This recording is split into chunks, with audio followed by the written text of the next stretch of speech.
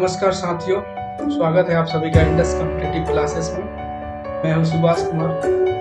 आज के इस क्लास में हम लोग हाइट एंड डिस्टेंस चैप्टर को पढ़ेंगे। इसके पहले के क्लासेस में ट्रिग्नोमेट्री हम लोग पढ़ चुके हैं। उसी से जुड़ा हुआ एक चैप्टर है हाइट एंड डिस्टेंस, जो एक बहुत ही इम्पोर्टेंट चैप्टर है। एक एग्जाम्स में एसएससी और SCHSL या CGL या फिर NTPC में क्वेश्चंस इस चैप्टर से जरूर पूछे जाते हैं। CGL मेंस में कम से कम मेंस के एग्जाम में कम से कम 4 क्वेश्चन या 3 एटलीस्ट 3 क्वेश्चन तो पूछे ही जाते हैं। कभी कभी 4 या 5 भी पूछा जाता है, तो 3 तो आपका फिक्स्ड है कि पूछे जाएंगे उसमें से। तो इस चैप्टर को हम लोग आज के इस क्लास में डिस्कस करेंगे। इससे जुड़े बेसिक कंसेप्ट को समझेंगे और शॉर्ट ट्रिक्स को भी हम लोग सीखेंगे। तो चलिए शुरू करते हैं इस चैप्टर को। इस चैप्टर को शुरू करने से पहले दो दो चीजें जाननी बहुत ही जरूरी है। एक तो एंगल ऑफ डिप्रेशन और एक angle of elevation. What is angle of elevation और एंगल ऑफ डिप्रेशन क्या होता है, उन्नयन कोण और अवनमन कोण क्या होता है, इस चीज को पहले समझ लेते हैं, फिर हम लोग सवाल की तरफ जाएंगे। इस चैप्टर में पूरे 5 या 6 टाइप्स के क्वेश्चन पूछे जाते हैं। ऑल टाइप्स का क्वेश्चन मैं आज के इसकी क्लास में कराऊंगा, और उसके बाद कुछ भी करने की जरूरत आपको नहीं पड़ेगी। वो करने से ही आपका बेसिक जो होता है वो क्लियर हो जाएगा, और उसके बाद का कोई भी अगर उससे एक्स्ट्रा भी सम आता है तो उसको आप लोग आसानी से कर सकते हैं। चलिए पहले एंगल ऑफ एलिवेशन और एंगल ऑफ डिप्रेशन को समझ लेते हैं। सपोज करिए एक आदमी यहाँ पर है, मतलब आदमी का सर का पोजीशन ये है। अगर वो इसके इसके हॉरिजॉन्टल लाइन यानी क्षैतिज लाइन से, यह है उसके आंख के पोजीशन से। मान लीजिए मैं यहाँ पर खड़ा हूँ, तो मेरा आंख का पोजीशन क्या है, इसके सामने से जो हॉरिजॉन्टल लाइन है उसको हम लोग हॉरिजॉन्टल लाइन कहेंगे या क्षैतिज रेखा कहेंगे। अब इसके ऊपर की चीज को अगर हमको देखना होगा तो अपने सर के पोजीशन को ऊंचा करना होगा, इस तरह से ऊंचा करना होगा, तब हम लोग देख पाएंगे। और नीचे के वस्तु को देखना होगा तो हमें अपने सर के पोजीशन को क्या करना होगा, नीचे करना होगा, देख तब हम लोग नीचे के वस्तु को देख पाएंगे। और ऐसे रखेंगे तो हमारे आंख के सामने का जो लाइन है क्या हॉरिजॉन्टल लाइन है। तो अगर आप किसी ऊंचे वस्तु को देखना चाहते हैं तो आपको सर को उठाना पड़ेगा। उस टाइम में जो हॉरिजॉन्टल लाइन के रिस्पेक्ट में आपका सर है, जो कुछ एंगल बना के उठ जाएगा। तो सपोज कर लेते हैं कि यहाँ पर एक पोल है, और पोल के शीर्ष को हम देखना चाहते हैं। एक पोल यहाँ पर है और पोल के शीर्ष को हम लोग देखना चाहते हैं। तो हमारा सर का जो पोजीशन होगा क्षैतिज रेखा के रिस्पेक्ट में क्या हो जाएगा, वो कुछ एंगल ऊपर करना पड़ेगा, एलिवेट करना पड़ेगा। एलिवेट मतलब उठाना पड़ेगा, तब यहाँ पर जो एंगल बनेगा उसको हम एंगल ऑफ एलिवेशन या उन्नयन कोण कहते हैं। एंगल ऑफ एलिवेशन कहते हैं, या हिंदी में इसे उन्नयन कोण कहते हैं। ठीक है? अब देखिए यहाँ से अगर आप नीचे के बस इस पोल के फुट को देखना होता है, अगर हम लोग इस फुट को देखना चाहते हैं तो हमारा जो पोजीशन है, बॉडी का पोजीशन, उसके रिस्पेक्ट में क्या करना होगा, नीचे देखना पड़ता है। तो यहाँ पर क्या एंगल बनता है, इस हॉरिजॉन्टल लाइन से नीचे जाना पड़ता है, तब हम लोग यहाँ पर इसको क्या कर पाते, देख पाते। उस रिस्पेक्ट में जो हॉरिजॉन्टल लाइन के साथ जो एंगल बनेगा, ये एंगल बन रहा था, दिस इज अगर अल्फा मान लेते हैं, ये अल्फा एंगल बना रहा है। ए वाला एंगल जो होगा क्या होगा, एंगल ऑफ डिप्रेशन होगा, क्योंकि नीचे देख रहे हैं। डिप्रेशन का मतलब डेप्थ डाउन, डी से डाउन नीचे देख रहे हैं। एलिवेशन का मतलब हाइट पे जा रहे हैं, ऊपर देख रहे हैं। तो अल्फा क्या होगा, यहाँ पर जो एंगल बनेगा वो क्या होगा, एंगल ऑफ डिप्रेशन होगा। ये डिप्रेशन का एंगल होगा। डिप्रेशन का मतलब अवनमन कोण। ए वाला एंगल यहाँ पर होगा, क्योंकि देखिए ए लाइन और ए लाइन पैरेलल है। हॉरिजॉन्टल लाइन जो हमने ड्रॉ किया वो दोनों लाइन क्या है, पैरेलल है। और ए लाइन क्या है, एकांतर। यहाँ पर दो एकांतर कोण बनेंगे, अल्टरनेट एंगल बनेंगे। दो पैरेलल लाइन होगा, एक ट्रांसवर्सल लाइन होगा, एक तिर्यक रेखा होगी। तो दो जो अल्टरनेट एंगल होते हैं, एकांतर कोण बराबर होते हैं। ये अगर अल्फा है तो ये भी क्या होगा, अल्फा होगा। तो हम लोग को पोजीशन हमेशा जब भी एंगल बनाएंगे तो यहाँ पे बनाएंगे, अगर यहाँ जहाँ से देख रहे हैं वहां पर एंगल बनाएंगे, ठीक है। और इस केस में यहाँ पे एंगल बन रहा है तो उस एंगल को हम लोग यहाँ पर लेंगे, और यहाँ पर हम लोग इससे रिलेट करके इसका हाइट या फिर इसका कितना दूरी पर है, ये चीजें हम लोग क्या करेंगे, निकाल पाएंगे।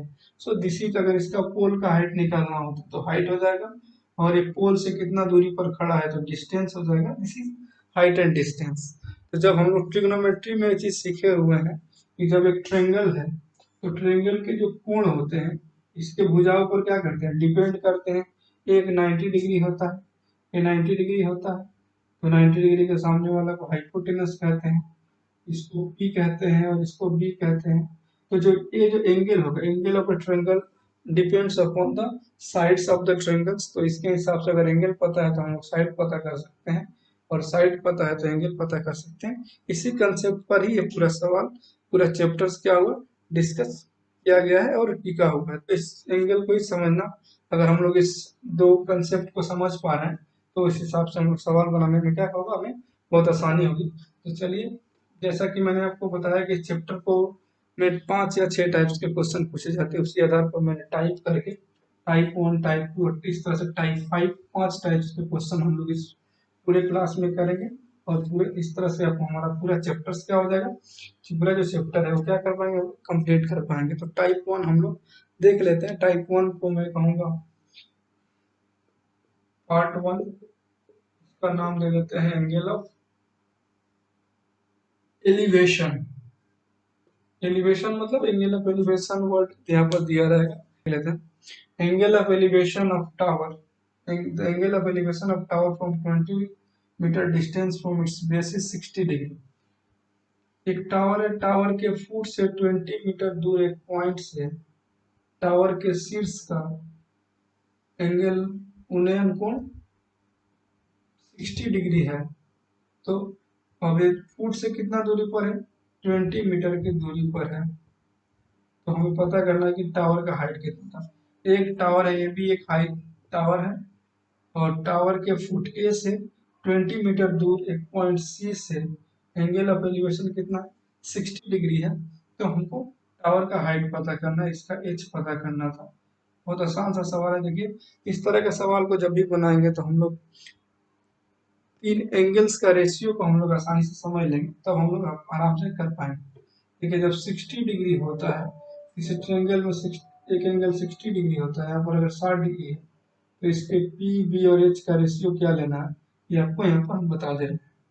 अगर 60 डिग्री होगा तो पी बी और एच, पी 60 डिग्री के लिए पी को लेना होगा √3, बी को लेना होगा 1 और इसको लेना होगा 2।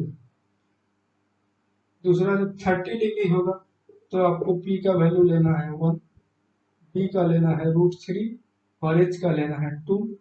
और 45 जब होगा, जब 45 डिग्री होगा तो इसको भी 1 लेंगे, इसको भी 1 लेंगे और इसको √2 लेंगे। पता ही चल रहा, P square plus B square, √3 का स्क्वायर करेंगे तो 3 और 1 का स्क्वायर करेंगे तो 1, 3 + 1 4, 4 का रूट करेंगे तो 2, H2 हो जाएगा। तो जब 60 डिग्री दिया रहेगा तो पी का वैल्यू √3, बी का 1 और एच का 2 लेना है। 30 डिग्री दिया रहेगा तो पी का वैल्यू 1 लेंगे, बी का वैल्यू √3 और एच का वैल्यू 2 लेंगे। और जब 45 दिया रहेगा तो 1 1 √2 लेंगे। इस हिसाब से करके हम लोग पूरा इसी कंसेप्ट पर ही हम लोग पूरे सवाल को क्या करेंगे, जितने भी सवाल आएंगे सबको हम लोग यहाँ पर करेंगे। इस ट्रायंगल इस सवाल में हम लोग देख पाते हैं एंगल ऑफ एलिवेशन कितना दिया हुआ, 30 डिग्री दिया हुआ। Angle of elevation how much, उन्नयन कोण जो कितना है, 60 डिग्री है। उन्नयन कोण तो पी बी और एच 60 डिग्री है, तो पी का वैल्यू 60 के सामने वाले को, जब भी एंगल दिया है उसके सामने वाले को पी मानेंगे, इसको पी मानेंगे। ठीक है, तो पी कितना हो जाएगा, √3, बी हो जाएगा 1 और एच हो जाएगा 2। देखिए, बी का मतलब ए वाला वैल्यू दिया है, बी मतलब that is A see here, यहाँ पर ए सी है, ए बी है और ए बी सी है। ए सी देखिए दिया हुआ है, ए सी का वैल्यू कितना, 20 meter, that is 1 unit equal to 20। सब इसको 20 से गुणा कर देंगे, सबको 20 √3 हो जाएगा। या फिर आप ऐसे समझिए कि 1 यूनिट इक्वल टू 20, तो √3 unit equal to 1 unit equal to 20। तो √3 यूनिट इक्वल टू √3 से मल्टीप्लाई हो जाएगा both side, that is 20 √3 meter. अब √3 का वैल्यू भी ऑप्शंस में देख लेंगे, √3 का वैल्यू दिया रहेगा तो √3 का वैल्यू 1.732 रख देंगे, फिर उस पॉइंट्स उस हिसाब से मल्टीप्लाई करके आंसर लिख सकते हैं। या फिर आपका ऑप्शंस में यही दिया रहेगा तो यही हमारा क्या हो जाएगा, आंसर हो जाएगा। तो इस तरह से एंगल ऑफ एलिवेशन का जो टाइप है उसका एक सवाल हम लोगों ने किया। फिर अगले सवाल की तरफ बढ़ते हैं। पार्ट 1 का दूसरा प्रश्न है, A person observes that the angle of elevation of the top of pole of height 25 meters is 30 degree. How far the man is standing from the pole? एक पोल से कुछ दूरी पर खड़ा एक आदमी पोल के शीर्ष को देखता है कितना डिग्री पर, 30 डिग्री के एंगल ऑफ एलिवेशन पर देख पाता है। 30 डिग्री के एंगल ऑफ एलिवेशन पर देख पाता है और पोल का लंबाई दिया हुआ है 25 metre. A person observed the angle of elevation of the top of pole of height 25 meter is 30 degree. तो एक पोल जो 25 मीटर लंबा एक पोल को एक आदमी कुछ दूरी पोल के फुट से कुछ दूरी पर खड़ा होकर 30 डिग्री के एंगल पर उसके हाइट को उसके शीर्ष को देख पाता है। तो पोल से कितना दूरी पर खड़ा है हमें पता करना है। सब ए बी, पहले इसका फिगर बना लेते हैं। ए बी एक पोल है और ए बी से कुछ दूरी पर एक आदमी खड़ा है पॉइंट सी पर और शीर्ष को देखता है तो उसको एंगल ऑफ एलिवेशन कितना मिलता है, 30 डिग्री मिलता है। एंगल ऑफ एलिवेशन 30 डिग्री मिलता है। तो हमें पता करना है कि वो कितना दूरी पे खड़ा था। देखिए 30 डिग्री के लिए पी वी एच क्या लिखना है, पी वी एच पी हो जाएगा आपका 1 बी रूट 3 और एच 2। देखिए 1 यूनिट ए पी मतलब A B 1 unit equal to 25, तो 25 सबके रेशियो में मल्टीप्लाई कर देंगे। 25 25 रूट 3 और 2, इसको 25 बनाना है तो 25 से गुणा कर रहे हैं तो 21 unit equal to 25 root 3 equal to 25 root 3। तो वो जो आदमी है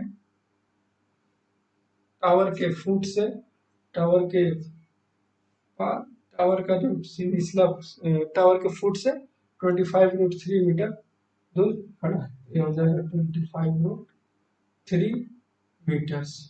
ओके, नॉर्मल तरीके से भी बना सकते थे P by B equal to 1030, तो वहां से भी आप लोग क्या कर पाते, इसको आंसर पार्ट हम लोग ऐसे 10 क्लास में ऐसे ही करते थे। p equal to 25, b equal to को b रहने दिए और यहाँ पर 1 बाई रूट 3, यहाँ से भी b इक्वल टू 25 रूट 3 आप देख पा रहे हैं। इससे जुड़ा एक और प्रश्न हम करते हैं। A kite is flying at 100 meter height above the ground. It makes an angle of 45 degree with the ground. Find the length of thread. एक पतंग है जो ग्राउंड से जमीन से 100 मीटर की ऊंचाई पर क्या कर रहा है, उड़ रहा है। तो और कितना ग्राउंड के साथ कितना एंगल बनाकर उड़ रहा है, ग्राउंड के साथ 45 डिग्री का एंगल बनाकर फ्लाई कर रहा है। 45 डिग्री का एंगल बना के फ्लाई कर रहा है। तो थ्रेड का लंबाई कितना था, मान लेते हैं ये जमीन का निचला पॉइंट है, ग्राउंड है, A B O B ground point है, ओ ए ग्राउंड पॉइंट है और ओ पी पी पॉइंट यहाँ पर पतंग अभी पतंग का पोजीशन है। तो हमें देखिए जीरो से ओ से लेकर पी तक दैट इज यहाँ पर एक राइट एंगल ट्रायंगल बन रहा है, ओ से पी का लेंथ कितना 100 मीटर। तो हमको वो पता करना है कि ए से पी कितना है, दैट इज ए से पी, यही तो यहाँ से लेकर थ्रेड यहाँ तक गया हुआ है तो थ्रेड का लंबाई पी फाइंड आउट करना है।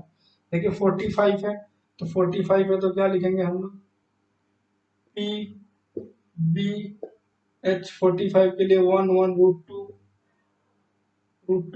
देखिए 1 यूनिट इक्वल टू 100, ये 100 ये भी 100 और ये हो जाएगा 100 रूट टू। 100 से मल्टीप्लाई कर दे तो सब क्या 100 हो गया। 1 यूनिट इक्वल टू 100 तो root two equal to 100 root to.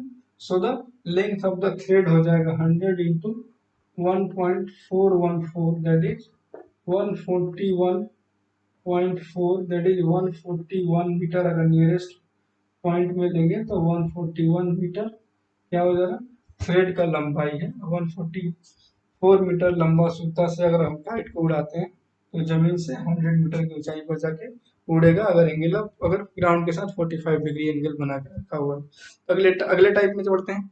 Type 1 को हम लोगों ने कंप्लीट कर लिया, अगले टाइप की तरफ बढ़ेंगे। अब डिप्रेशन पार्ट 2 में बढ़ते हैं। From the top of a lighthouse at a height of 20 meter above the sea level, the angle of depression of sea is 30 degree.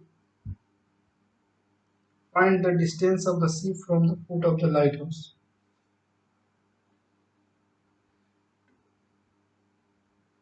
Ground से 20 मीटर,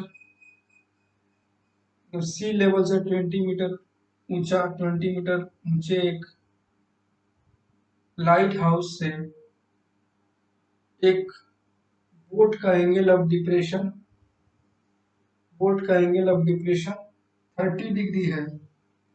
तो पता करना है कि लाइट हाउस से बोट कितनी दूरी पर है। What is the distance of the light, distance of the boat from the foot of the light house. एक लाइट हाउस है जो सी लेवल से 20 मीटर ऊंचा है और उसके शीर्ष से एक जहाज को देख रहे हैं तो एंगल ऑफ डिप्रेशन कितना मिल रहा है 30। यहाँ से देख रहे हैं तो angle of depression actually horizontal line के साथ यहाँ बनता और ये वाला एंगल यहाँ जाता है, यहाँ जाता तो ऑलवेज एंगल हम लोग यहाँ पर 30 लेंगे। तो पता करना है कि ओ ए कितना होगा, फुट से कितना दूरी पर है। सेम वैसा ही जिसके पिछले वाले में बना रहे थे 30 डिग्री, तो पी बी एच कितना होना है 1/3 देखिए 1 यूनिट इक्वल टू पी का वैल्यू 20 दिया होगा, 1 यूनिट इक्वल टू 20, तो √3 यूनिट इक्वल टू कितना हो जाएगा 20√3 इंटू 2 इंटू 20 दैट इज 40 हो जाता।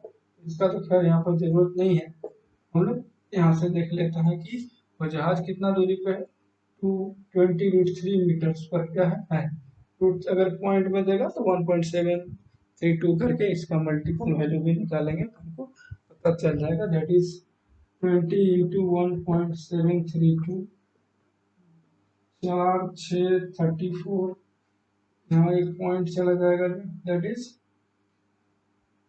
34 मीटर दूरी पर जहाज है, दैट इज ऑलमोस्ट 35 मीटर के आसपास है, 35 मीटर पे है।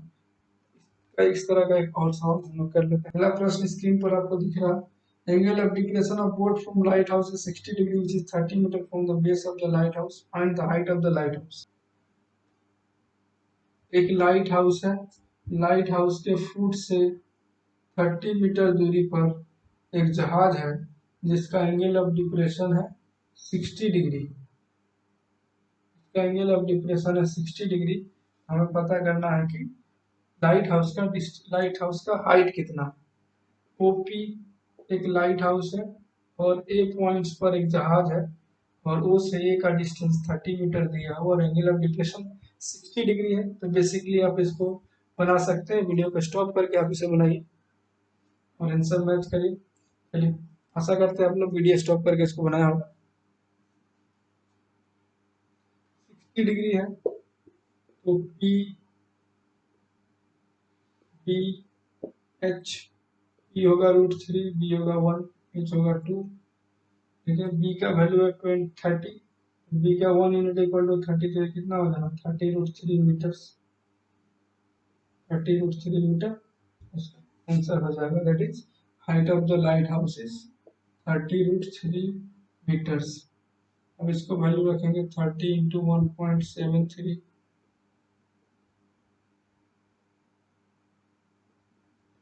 51.9, दैट इज ऑलमोस्ट 60 मीटर है, दुगना हाइट है। इस तरह से आप कर पा रहे हैं। अगले टाइप की तरफ बढ़ेंगे, हम लोग करते हैं। प्रश्न है, the top of a broken tree touches the ground at a distance of 15 meter from its base. If the tree is broken at a height of 8 meter above the ground, the actual height of the tree is। एक पेड़ है जो टूटने के बाद जमीन को touch कर रहा है उसके फुट से 15 मीटर दूर जाकर। एक पेड़ है जो अपने फुट से 15 मीटर दूर जाकर इस जमीन को टच कर रहा है और अगर ये पेड़ जमीन से 8 मीटर की लंबाई पर टूटा हो, 8 मीटर की लंबाई से टूटा हो, तो एक्चुअल पेड़ का हाइट कितना था। दैट इज ये जो पेड़ का पोर्शन है टूटने से पहले ऐसे रहा होगा, टूटने से पहले ऐसे रहा होगा और ये वाला पॉइंट ही जाके टच कर रहा है यहाँ पर। तो हमको 8 पता कर लिए, तो 8 तो पता है प्लस इसका लेंथ पता करके इसमें जोड़ देंगे। एक्चुअल टूटने से पहले ये वाला पोर्शन यहाँ तक होगा तो हमको total length actual height of the tree. ठीक है, एक पेड़ है जो जमीन से 8 मीटर की ऊंचाई से टूटकर जब पेड़ के जमीन को टच करता है तो एक्चुअल पेड़ का लंबाई कितना था ये पता करना है। यहाँ पर देखिए 850 और ये राइट एंगल ट्रायंगल दिख रहा है, राइट एंगल ट्रायंगल दिख रहा है तो क्या होगा पी पी यहाँ पर 8 है और बी है 15 तो ये कितना हो जाएगा 8 और 15 का स्क्वायर 15 8 17 होता है। और 8 से आपको याद रखना है 3 होगा, 3 4 होगा तो ये 5 होगा, 5 ये 12 होगा तो ये 13 होगा, 8 होगा 15 होगा तो ये 17 होगा। इस तरह से इसका रेशियो भी आगे बढ़ते जाएगा।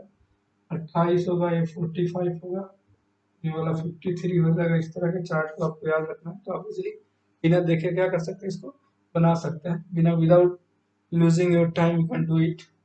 सो ये 8 है ये 15 है तो पेड़ का लंबाई कितना हो जाएगा, एक्चुअल ट्री का लेंथ हो जाएगा 8 प्लस 17, ये वाला कितना निकल गया यहाँ से लेकर यहाँ तक 17 है तो 17 और 8 25 दैट इज पेड़ का एक्चुअल लेंथ कितना था 25 मीटर था।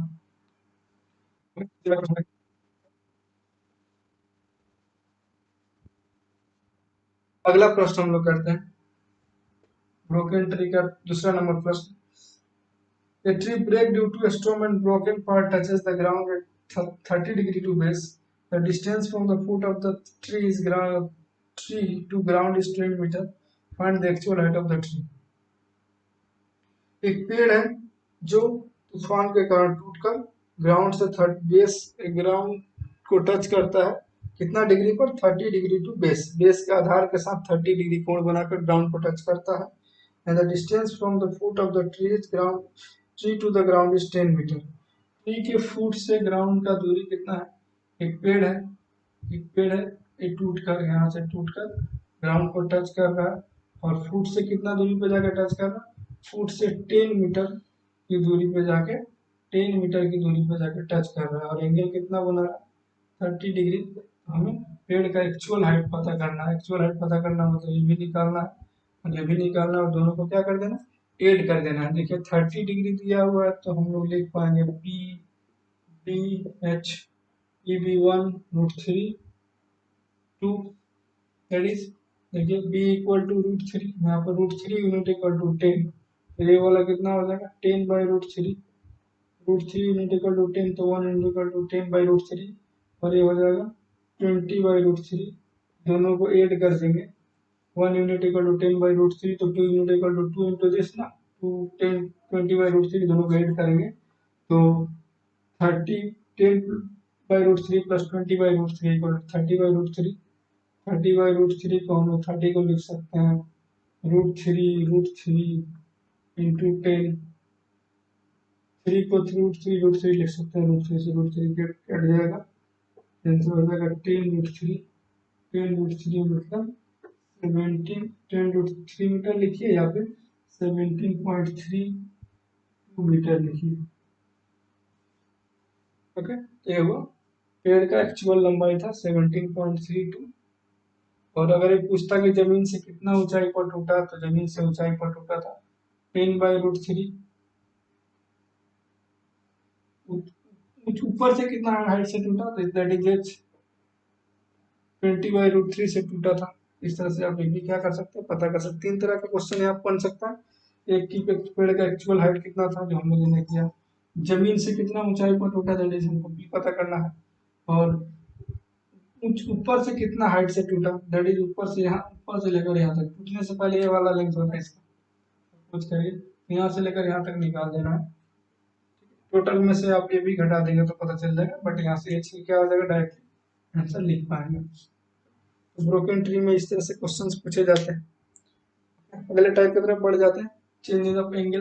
प्रश्न है if the angle of elevation of sun changes from 30 degree to 45 degree the length of shadow of a pole decrease by 20 meter the height of the pole each. अगर sun का सूर्य का उन्नयन कोण 30 डिग्री से 45 degree हो जाता है तो एक पोल का छाया जो है 20 मीटर घट जाता है तो पोल की लंबाई पता करना है।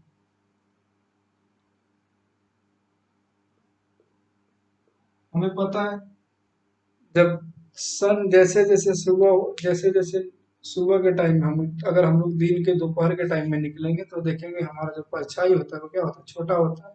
फिर जैसे जैसे शाम होता है हमारा लेंथ ऑफ परछाई, जो शेडो है परछाई की जो लंबाई है वो क्या होती है, बढ़ती जाती है।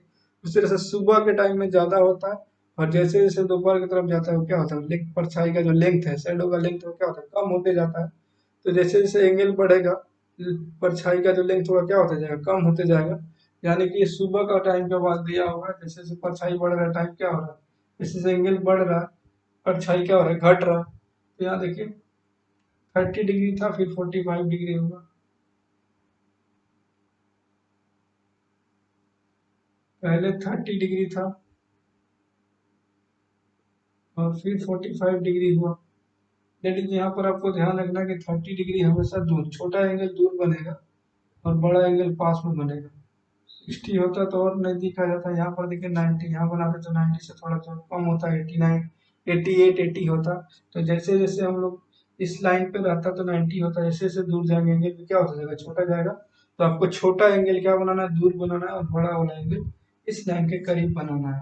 देखिए 30 से क्या होगा, 45 हो गया। तो इसका पोल का लेंथ जब 30, ये था पोल का लेंथ एच अगर था, तो 30 डिग्री पर इसका शेडो कितना बन रहा है, यहाँ से यहाँ तक बन रहा है। मान लीजिए वो पोल का लेंथ था, तो जब 30 डिग्री था तो पोल का जो परछाई था ए तक जा रहा था, लेकिन जब 45 हुआ तो बी तक जा रहा है।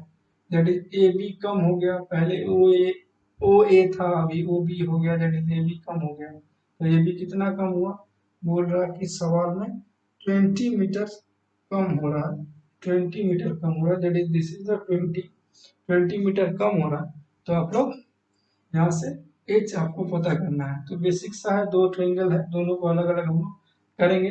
पहले 45 का ले लेते हैं। 45 का लेंगे तो पी बी एच 1/√2। ठीक है, 1 को हम एच मान लेते हैं, तो ये भी एच और ये भी एच। दूसरा 30 डिग्री में देख लेते हैं। 30 डिग्री में P1 B√3 और A2, इसको एच माने तो कितना बन जाएगा, √3H, √3 times H। That is, ये पहले था देखिए बी, इस केस में 30 मतलब कि ओ ए इक्वल टू यहाँ से लेकर यहाँ तक पूरा √3H, और यहाँ से यहाँ तक H। तो √3H minus H equal to 20 degree. तो यहाँ से आपको H निकाल लेना है, इसी का आसान से समझ।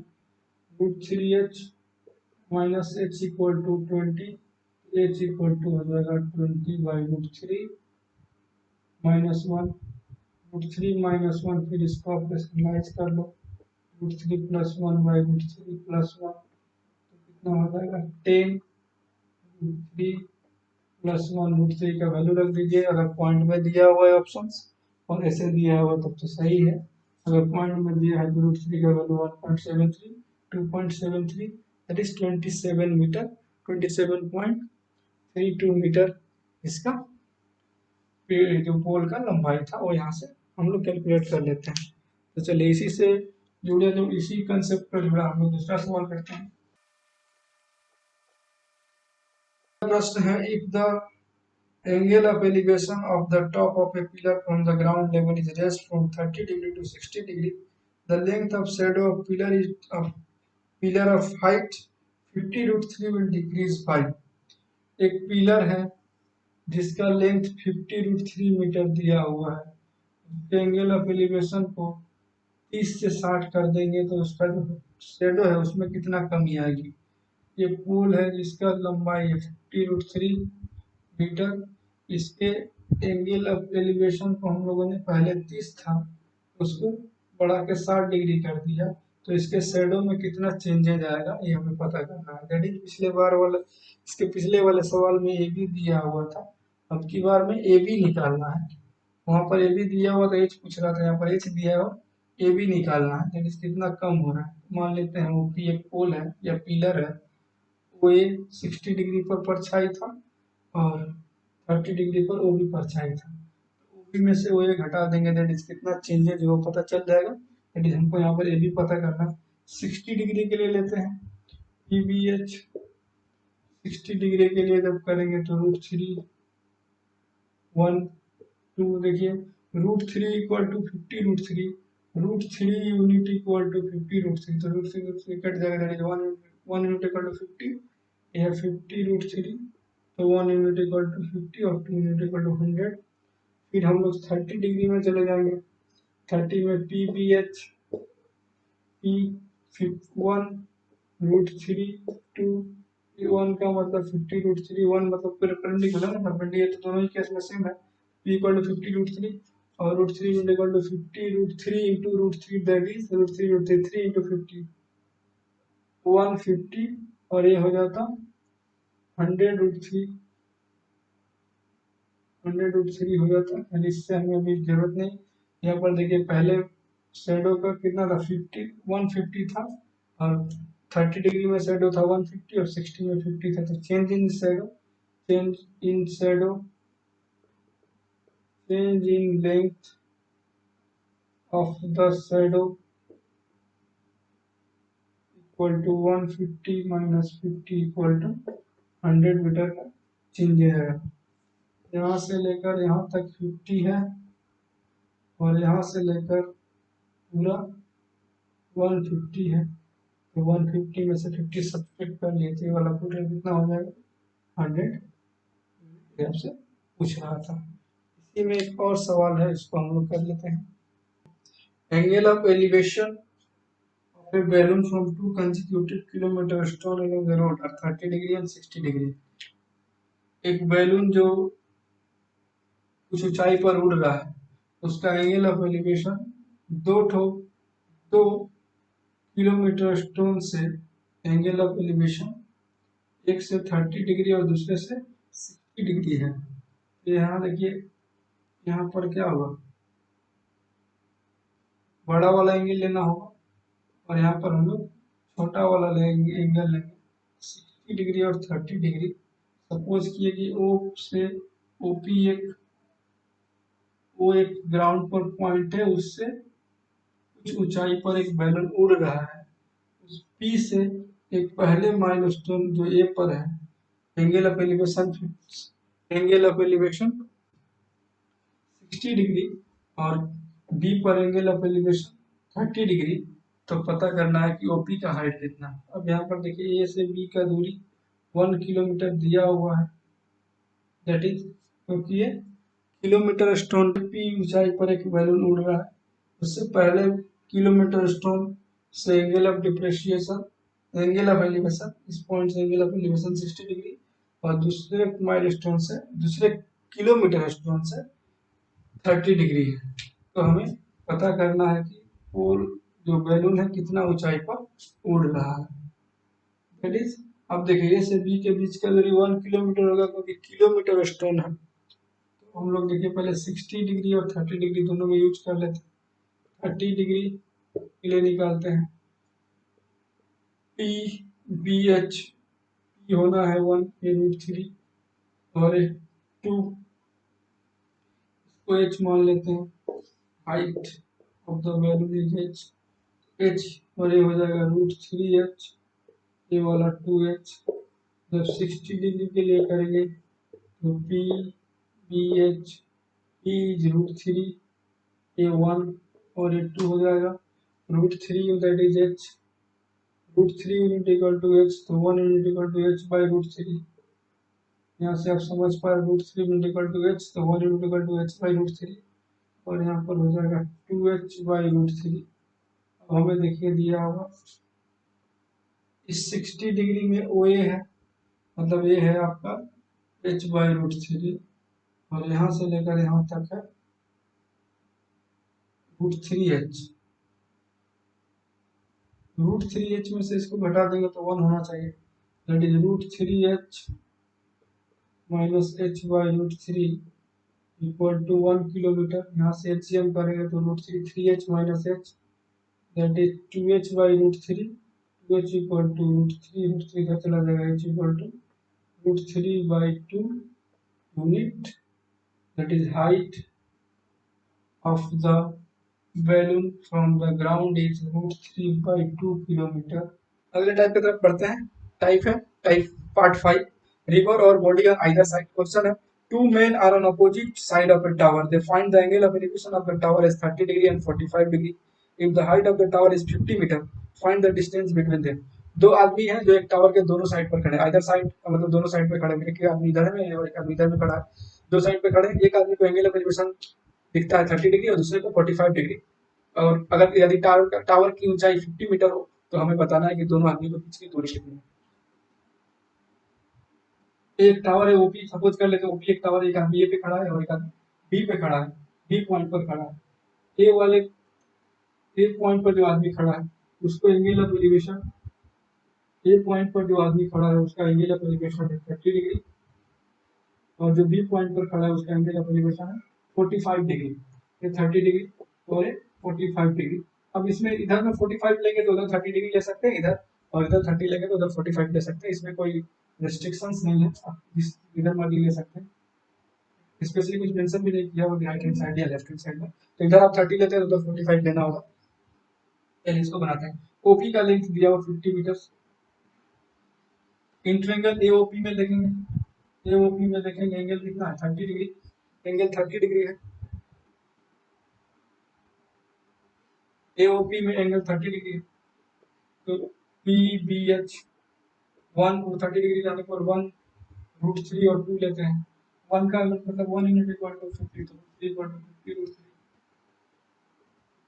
और 45 वाले में लेते हैं पी बी एच, यहाँ पर ट्रायंगल था A B O P 1√2, 1 unit equal to 50, ये भी 150 हो जाएगा, दैट इज यहाँ पर ओबी ए ओबी है और ये क्या है ए ओ है, दोनों को जोड़ देंगे तो क्या निकल जाएगा, दोनों के बीच का डिस्टेंस निकल जाएगा, that is A O plus O B is equals to 50 प्लस 50√3, इट इज आंसर हो जाएगा 50 plus 1 metre.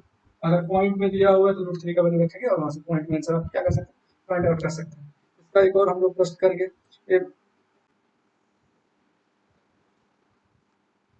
A man standing on the bank of a river observes that the angle sustained by a tree opposite to river is 60 degree.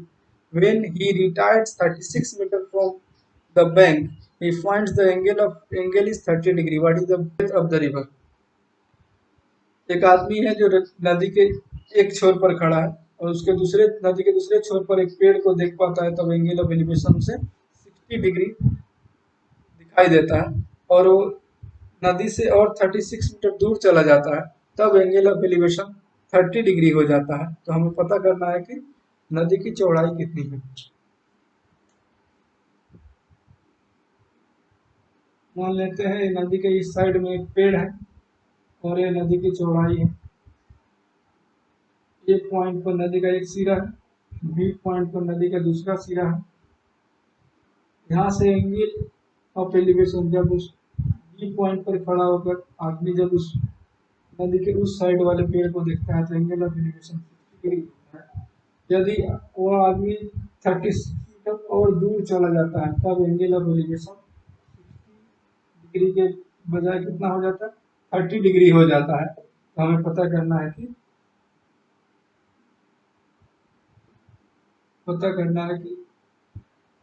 नदी का चौड़ाई that is, वो भी मान लेते हैं वो पॉइंट पर एक पेड़ था, वो अपोजिट साइड में एक पेड़ था वो एक, और बी नदी के उस साइड बी पॉइंट पर खड़ा होकर एक आदमी एंगल ऑफ एलिवेशन उस पेड़ को देखता है तो एंगल ऑफ एलिवेशन 60 डिग्री पाता है, और बी से 36 मीटर दूर चले जाने पर एंगल ऑफ एलिवेशन 36 मीटर दूर चले जाने पर एंगल ऑफ एलिवेशन 30 डिग्री हो जाता है। तो हमें पता करना है नदी की चौड़ाई कितनी है, वो भी पता करना है। देखिए ट्रायंगल एओबी में लेंगे, एओबी में लेंगे 60 डिग्री दिया हुआ, 60 डिग्री दिया है तो पी बी एच 3 1 2 एच मान लेते हैं, नदी के हाइट को एच मान लेते हैं, तो H 1 unit equal to H by √3 हो जाएगा 2h बाई √3। 30 डिग्री वाले में देखते हैं, that is in triangle AOC, AOC में देखेंगे तो P B H 1√3 to 1 equal to H, तो ये हो जाएगा √3h। अब हमको पता करना है, देखिए यहाँ पर बी का मतलब ओसी, ओसी में से ओबी घटाएंगे, ओबी का मतलब एच बाई √3, तो ये तक 36 मीटर। तो √3h minus h by √3 equal to 36। यहाँ से h निकाल पा रहे हैं, h इक्वल टू हो जाएगा 18√3 metre. √3 minus √3 2h minus h, sorry 3h √3 3h में से h गया h, 2h 2 से 2 कर देंगे 18√3 मीटर्स आप यहाँ पर देख पा रहे हैं। पॉइंट में भी दिया रहेगा ऑप्शन, तो 1/3 का वैल्यू 1.732 बाई 2 करेंगे। तो अगले टाइप की तरफ बढ़ते हैं। Part 6 based on moving object. First आपके स्क्रीन पर दिख रहा है an aeroplane flying horizontally at a height of 3 kilometers above the ground is observed at a certain point on the earth sustained an angle of 60 degrees. After 15 seconds the angle of elevation of the flight was changed to 30 degrees. Then find the speed of the aeroplane. Question में दिया हुआ कि aeroplane है जो जमीन से 3 kilometre की ऊंचाई पर उड़ रहा है और एक पॉइंट पर, एक ग्राउंड पर, किसी एक पॉइंट पर है, उस सर्टेन पॉइंट पर एंगल ऑफ एलिवेशन 60 डिग्री है।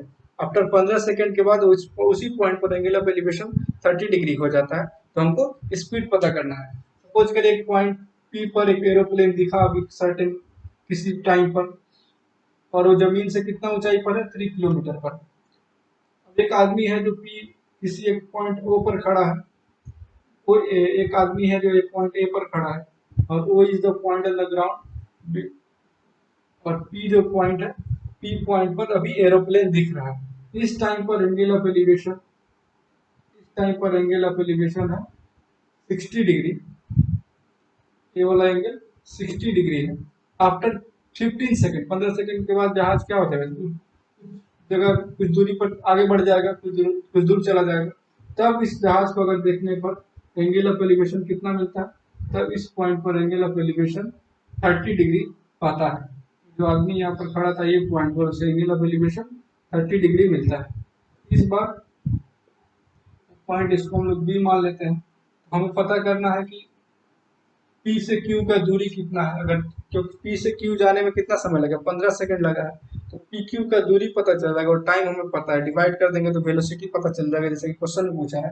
तो हम लोग हाइट एंड डिस्टेंस का यूज करके पी क्यू निकाल लेते हैं, फिर उसके बाद टाइम से डिवाइड कर देंगे तो क्या हो जाएगा, मेरा स्पीड पता चल जाएगा। तो चलिए क्वेश्चन में बट सबसे पहले बट छोटे वाले एंगल 60 डिग्री में लेता है, ट्रायंगल ए पी ओ में लेते हैं।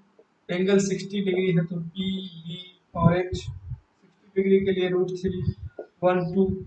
अब देखिए कितना दूरी पर उड़ रहा है जो जहाज है, जमीन से कितने किलोमीटर की ऊंचाई पर है, 3 किलोमीटर। दैट इज ओ से लेकर पी तक, पी का डिस्टेंस 3 किलोमीटर। तो √3 ये पी है, √3 यूनिट इक्वल टू 3, तो 1 यूनिट इक्वल टू कितना हो जाएगा, 1 by √3 by 3, √3 unit equal to 3, तो 1 unit equal to 3 by √3, that is ultimately √3 kilometre. और ये आपका हो जाएगा 2√3 किलोमीटर। इसका जरूरत तो फिलहाल है नहीं। अभी देखिए छोटे बड़े वाले ट्रायंगल में चलते हैं।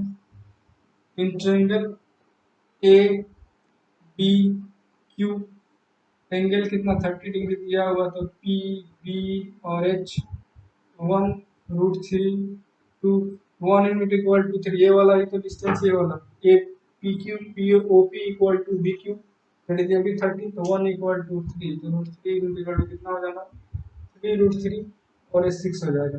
देखिए ए से लेकर बी, बी का मतलब बड़े वाले में बेस है ए बी, ए से लेकर बी तक का डिस्टेंस है, ए से लेकर बी तक का डिस्टेंस है 3√3 किलोमीटर। ओ बी या फिर पी क्यू का लेंथ कितना हो जाएगा, पी क्यू इक्वल टू हो जाना 3√3 minus 3√3 minus √3, that is 2√3 kilometre. अब इस टाइम में ए इतना दूर ट्रेवल करने में जहाज को कितना समय लग रहा है, 15 सेकंड लग रहा था। हम लोग स्पीड निकाल लेंगे, स्पीड हो जाएगा distance by time, distance 2√3 kilometre है तो मीटर बना लेते हैं क्योंकि यहाँ टाइम सेकंड में दिया हुआ 15, और इसको मीटर पर सेकंड को किलोमीटर पर आवर में चेंज करने के लिए 18/5 से मल्टीप्लाई कर देते हैं। 18/5 से मल्टीप्लाई कर देंगे तो क्या हो जाएगा, ये आपका किलोमीटर पर आवर में चेंज हो जाएगा। से काटेंगे 5 6 फिर 6 जा 80 5 5 जा 25 25 चौके 100 मतलब ये आपका 40 हो जाएगा। 6 चौके 24 दूना 240 पर 6 चौके 24 दूना 48 480 kilometre per hour the speed of the aeroplane. तो इस तरह से आप आसानी से क्या कर सकते हैं, इसको बना सकते हैं। इसी तरह का एक अगला प्रश्न लेते हैं इसी टाइप का।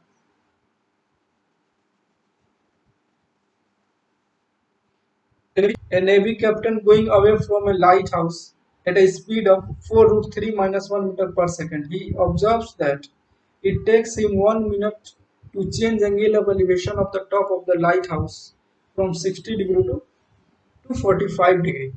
What is the height of a lighthouse in meter? एक नेवी का कप्तान है जो एक लाइट हाउस से दूर जा रहा है और कितना स्पीड से जा रहा है, 4√3 - 1। देखता है कि 1 मिनट के बाद एंगल ऑफ एलिवेशन 60 डिग्री से 45 डिग्री हो जाता है। तो लाइट हाउस की ऊंचाई हमें बतानी है। एक लाइट हाउस है, एक लाइट हाउस है और इस ओ से कुछ दूरी पर एक नेवी का कैप्टन खड़ा था, तब उसे एंगल ऑफ एलिवेशन कितना दिख रहा था, 60 डिग्री दिख रहा था। आफ्टर 1 मिनट से कुछ दूरी पे चला जाता है, मान लेते हैं कि बी पे चला जाता है और बी पॉइंट पर जाने पर उसे एंगल ऑफ एलिवेशन कितना दिखता है, 45 डिग्री। हमें पता करना है कि जो लाइट हाउस का ऊंचाई है वो कितना है। जो स्पीड है, स्पीड यहाँ पर दिया हुआ 4√3 - 1, दैट इज यहाँ से यहाँ जाने में उसे 60 सेकेंड का समय लगता है, 1 मिनट लगता है, 60 सेकेंड्स का समय लगता है। 60 सेकेंड्स में कितना दूर जाएगा हमको यहाँ से पता चल जाएगा, 4√3 - 1 इंटू 60। तो इसका डिस्टेंस ए बी का डिस्टेंस पता चल जाएगा और हम लोग ए बी का डिस्टेंस पता चल जाएगा तो यहाँ से ओ पी का वैल्यू निकाल सकते हैं, दैट इज जो हाइट होगा। देखिए छोटे वाले ट्रायंगल में लिखते हैं, in triangle A O P में एंगल कितना दिया हुआ, 60 डिग्री दिया है। तो पी बी और एच 3 1 एच मान लेते हैं लाइट, तो उसका जो हाइट है उसको एच मान लेते हैं। √3 यूनिट इक्वल टू एच, तो 1 unit equal to H by √3, ये वाला 2h हो जाना है। 30 डिग्री वाले में देखते हैं, in triangle B O P P B H 1 1√2 1 P को तो एच माने तो ए बी एच होगा, ए √2h होगा। अब देखिए बड़े वाले में O B equal to H है और ये है O A equal to H by √3। तो ओ बी में से ओ ए घटाएंगे तो ए बी पता चल जाएगा, that is A B equal to O B minus O A, O B minus O A equal to A B. देखिए ओ बी दिया है एच और ये दिया है H minus H by √3, sorry H by √3। A B का distance हमें पता है, स्पीड है 4√3 - 1 इंटू 60। यहाँ से देखिए एलसीएम करेंगे तो √3 - 1, एच कॉमन लेंगे तो बचेगा √3 - 1 by √3 equal to 4 into √3 - 1 into 60। यहाँ से √3 - 1 √3 - 1 कैंसिल हो जाता है तो एच निकल जाएगा 240 मीटर। लाइट हाउस का क्या स्पीड है। बहुत ही आसान सवाल था, आसानी से हम क्या कर सकते हैं, बना सकते हैं। अगले टाइप की तरफ बढ़ेंगे, अंतिम टाइप की तरफ बढ़ते हैं। इसमें हम 2 क्वेश्चन कराएंगे मिसलेनियस टाइप का। पहला प्रश्न देखते हैं जिसमें कॉम्प्लीमेंट्री एंगल्स के हिसाब से दिया रहेगा, एंगल ऑफ एलिवेशन या डिप्रेशन जो दिया रहेगा वो कॉम्प्लीमेंट्री एंगल्स के रूप में दिया रहेगा और दूसरा उसका एक अलग टाइप होगा। तो पहला क्वेश्चन देखते हैं इसका। 2 points P and Q are at a distance of 36 meter and 81 meter from a pole of height h. If the angle of elevation from point P and Q of the pole is complementary, find the height of the pole. एक पोल है जिसका height h है, जिसका height हमें पता करना है, और एक पॉइंट P जो कि पोल से 36 मीटर दूर है और एक पॉइंट क्यू जो पोल से 81 मीटर दूर है। तो हमें पोल की हाइट पता करना है यदि इन दोनों पॉइंट से जो एंगल ऑफ एलिवेशन बन रहा है वो कॉम्प्लीमेंट्री हो, एक दूसरे का कॉम्प्लीमेंट्री हो। ये अगर थीटा होगा तो क्या होगा, 90 माइनस थीटा होगा। तो हमें पोल का हाइट पता करना है। ओपी मान लेते हैं पोल है और ओ से एक पॉइंट पी जो कि 36 मीटर दूर है, वहां पर एंगल ऑफ एलिवेशन थीटा बनता है।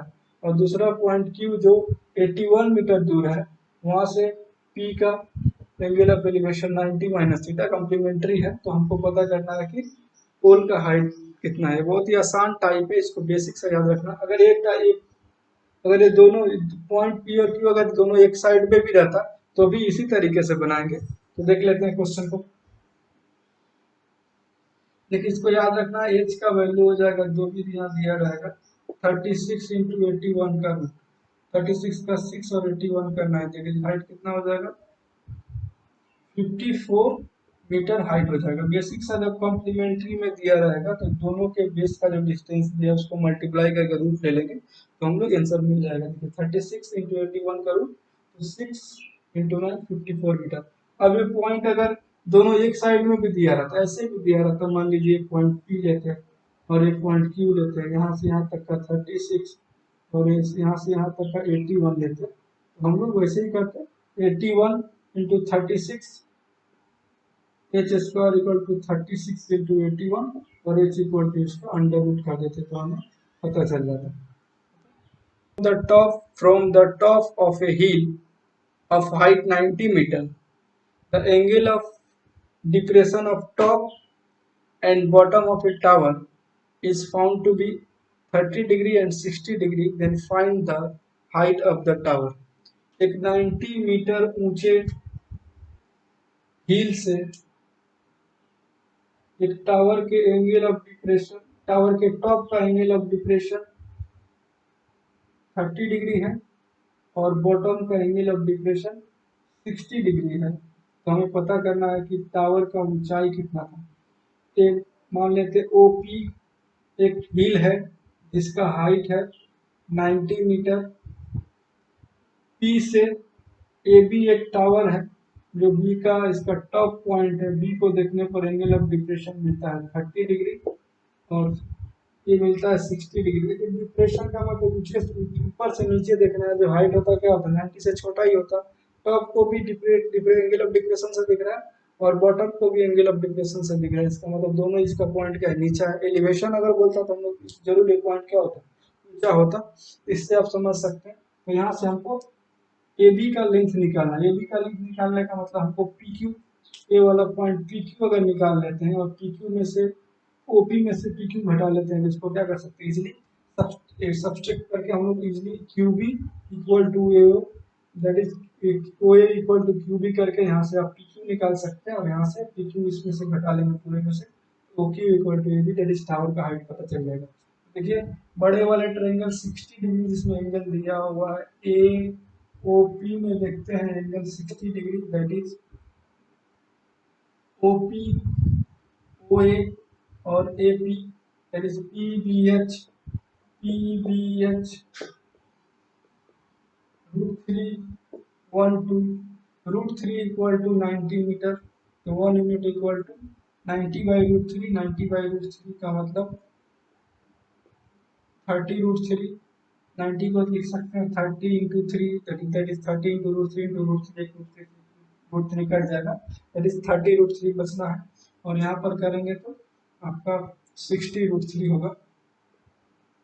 दूसरा 30 डिग्री वाले ट्रायंगल में देखते हैं, in triangle P Q B में देखते हैं जहाँ 30 डिग्री एंगल दिया हुआ है, that is P Q B और बी पी क्यू बी 1√3 टू, देखिए √3 यूनिट यहाँ पर देखिए ओ ए यहाँ से दिया हुआ है, ओ ए ही तो क्यू बी होगा।